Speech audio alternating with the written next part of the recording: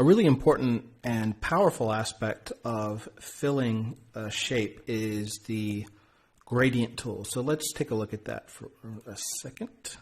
Okay, I'm going to just put a regular circle here, holding down Shift and moving it with the space bar is down so I can move it around as I'm drawing it. So I'm just going to draw it right here.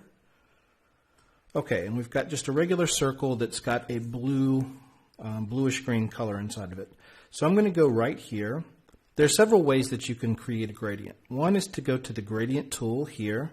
The other way is just to click right here on gradient. And the other one is to open up the gradient panel. So let's go to Windows, Gradient, and here we go. And this is where we're going to kind of edit our gradient, all right? So what I'm going to do is for the first one, I'm just going to click on the gradient tool. You click on that, you bring it over to your object, and you just click on it. Boom.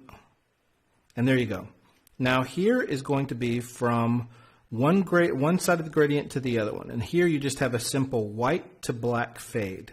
And that's also represented right here. So if we change something over here, it's going to change it on the gradient as well.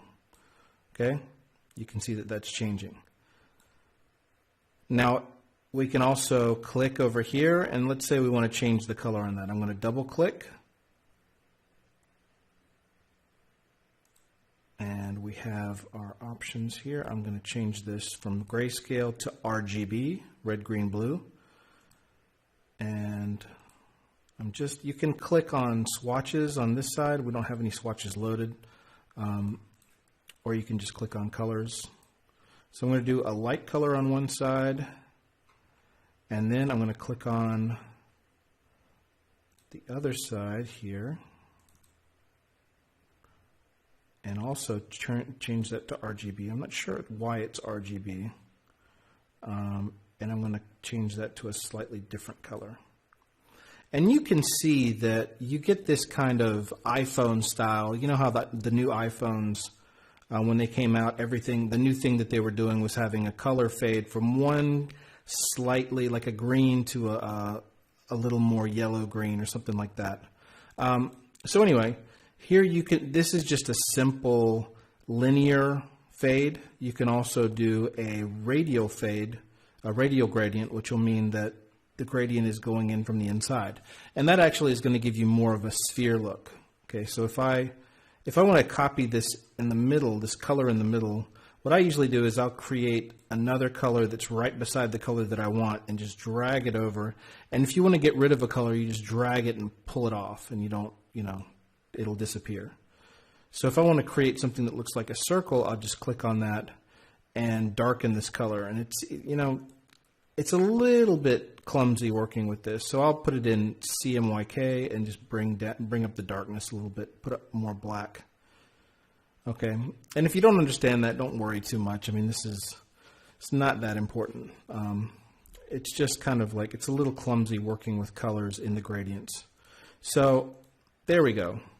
Now, if you want to see kind of an old school style that I used to do, I don't really do it as much now because people don't really like the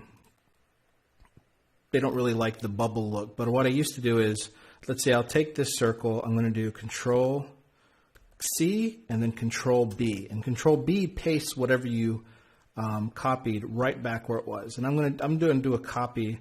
You see how I've got a copy of this same shape. And what I used to do, and this kind of is, I guess, kind of like the Xbox look or whatever. Let me change which one is on top here. I'm going to do a linear fade, and I'm going to make this white to,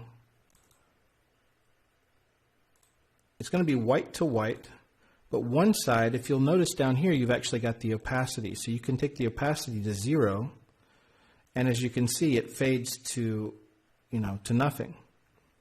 Now, if I want to change, what if I want to change where the gradient begins and ends? What if I want to make it so this is the white part and this is the transparent part? Well, what I need to do is I'll go over here to the tool, click on the tool, the gradient tool again, and you'll get the option. You see that little curly circle? You get the option to change where your gradient is on that object. So as I move that around, you can see that it's affecting the object it's attached to in different ways. And we're getting more of a bubble kind of effect. Now I click off that, and there we get more of a 3D bubble effect.